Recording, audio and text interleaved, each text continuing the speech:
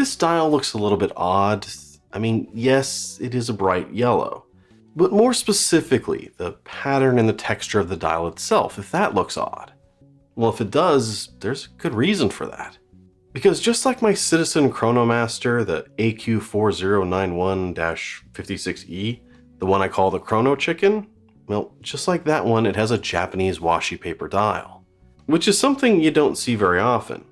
Now, this watch is the new Four Seasons from MMI, who's also collaborating with the Awagami factory to make the paper for the dials.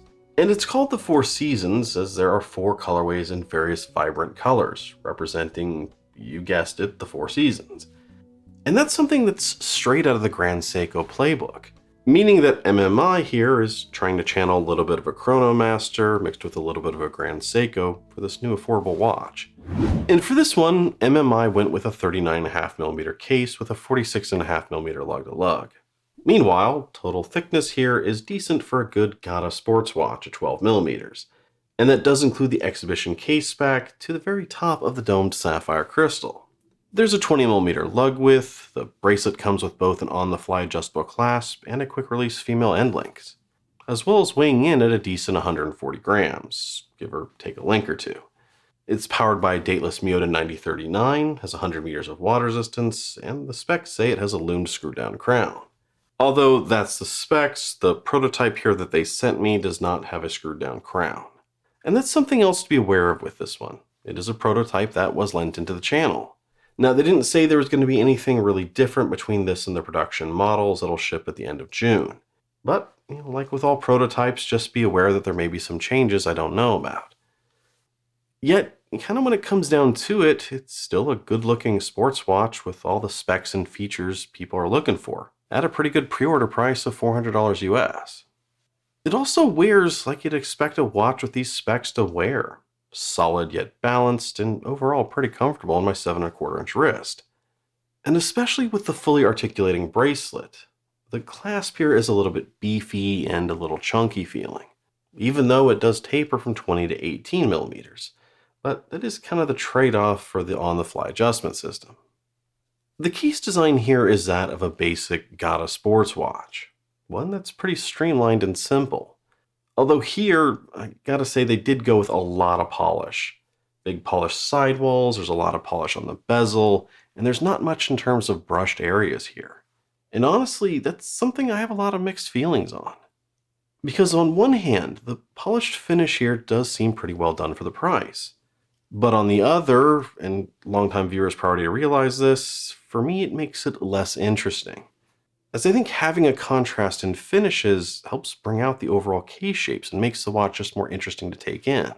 Not to mention with the sidewalls, I vastly prefer a brushed finish just to help prevent or at least hide scratches in the long run. These giant polished sidewalls are just begging for scratches. Now, in some ways, maybe this blander case-shaped design was done on purpose, just so that the main focus would be on the vibrant washi paper dials. Now, if you haven't heard of it, washi paper is a special traditional type of paper made in Japan. It's not used very often, but there are a few watch companies like Citizen who have started using it in their watches just to give it a taste of exotic flair.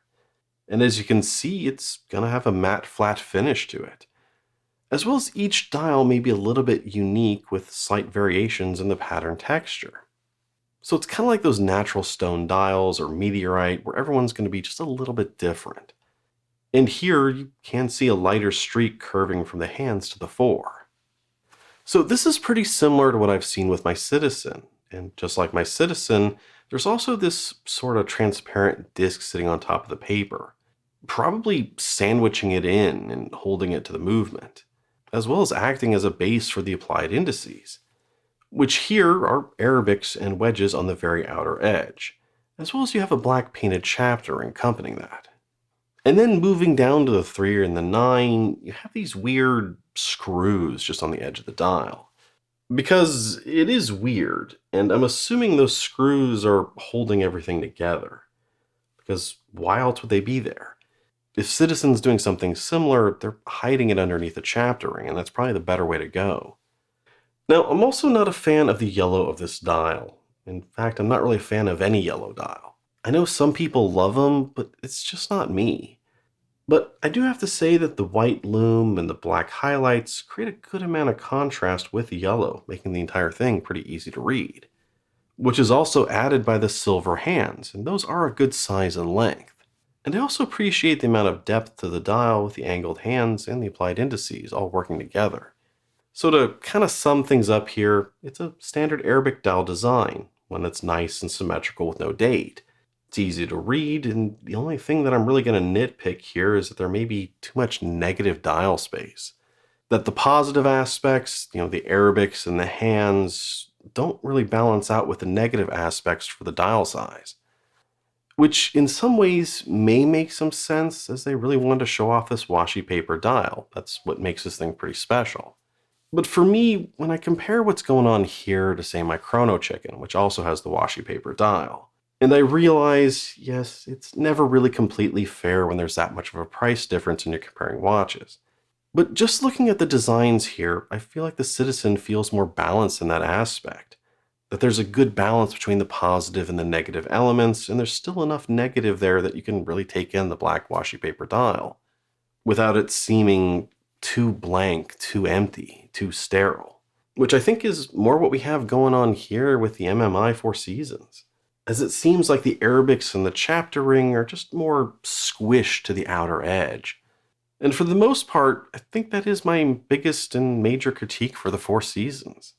Now, as for the Lume here is good, and especially for this type of watch.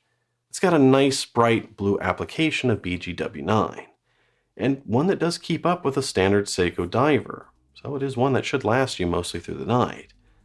So bottom line here is that it's a decently priced, well-specced out, good-looking, unusual sports watch. Now, I think the design could be a tad more balanced, but it is one that is taking kind of an interesting twist on the affordable GADA watch, as they are trying to add a little bit of Chronomaster and Grand Seiko in an affordable package. And given the recent success of the Erebus Ascent and the San Martin SN0144, with those out there, you kind of have to do something different to stand out in this price range, which is what they've done. Now, of course, the trick with all of this is that you're really going to have to like that washi paper as well as the vibrant colors they've decided to go with. As there are no standard options here, there's no standard black or blue with a sunburst dial. It's the Four Seasons or nothing.